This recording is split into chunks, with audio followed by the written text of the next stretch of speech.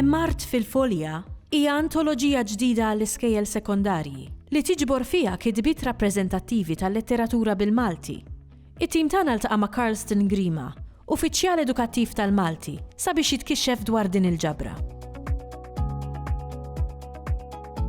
Kull sillabu ġeneralment tal-Malti fejn tidħol sekondarja jinkorpora miegħu antoloġija ta' xogħlijiet letterarji. Meta ngħidu antoloġija jfisser li jkollok ġabra ta' xogħlijiet flimkien.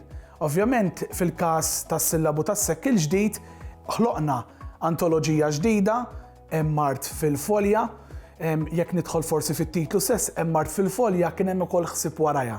L-ewwel nett hija meħuda minn xogħol ta' Emanuel Mifsud li wkoll jinsab f'din l-antoloġija. Imma wkoll jekk inħarsu lejn il-metafora fiha nfisha meta ngħidu Emmart fil-folja jiġifieri fil-letteratura għandek fejn timraħ. Tajjeb u għalhekk għandek dik l-art fil-folja.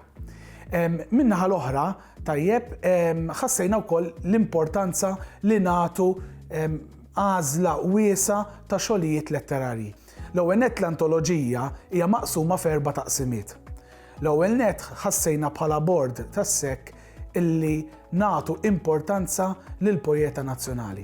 U allura taqsima minnhom hija ddedikata għal poeżiji ta' Duncan. Li dawn se jkunu qegħdin isiru parti mill-assessjar kontinwu, parti mit-3 snin. Imbagħad insibu wkoll 3 taqsimiet oħra.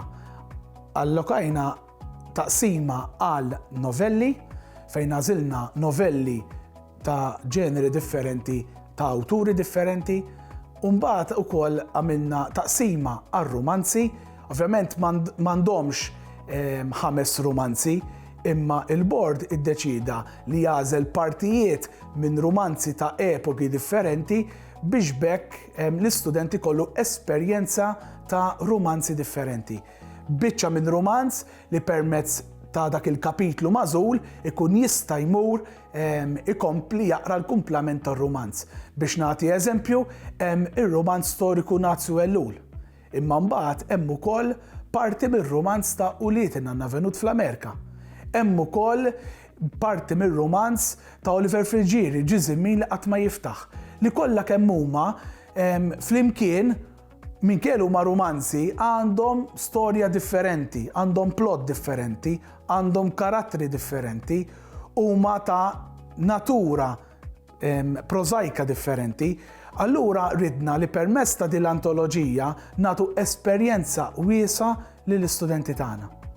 Għamilna wkoll taqsima ddedikata lil poeżiji u dawn ukoll huma meħudin minn awturi differenti, minn poeti differenti u anke poetessi illi wkoll se jkunu qegħdin jintużaw bi preparazzjoni anke għall-analiżi letterarja. Fil-karta tal-eżami summattiv se jkollhom komponent tal-komponiment letterarju. Allura hemmhekk l-istudenti se jkunu qegħdin janalizzaw flimkien mal-għalliema dawn ix-xogħlijiet letterarji li permezz tagħhom se jkunu qegħdin iwessaw u se jkunu qegħdin jiktbu l-komponiment letterarju tagħhom.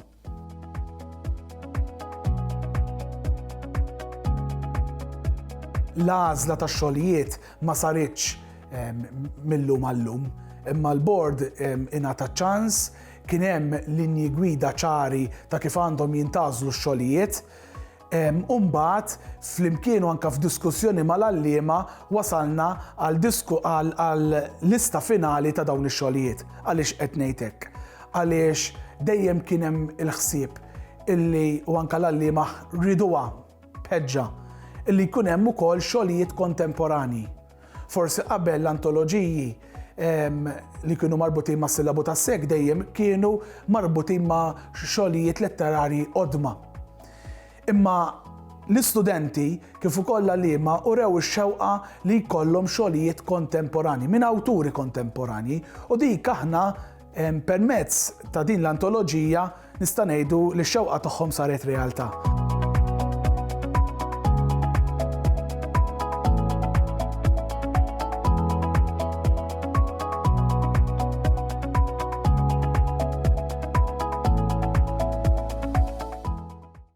Il-Sinna jixtieq jirringrazzja lill-Aġenzija Nazzjonali tal-Litterizmu, lill-Kunsill Malti għall-Arti u l-Kultura, lill-Ministeru għall-Edukazzjoni u x-Xogħol, lill-Kunsill Nazzjonali tal-Ilsien Malti u lid-Dipartiment tal-Malti fil-Fakultà tal-Arti l-Università.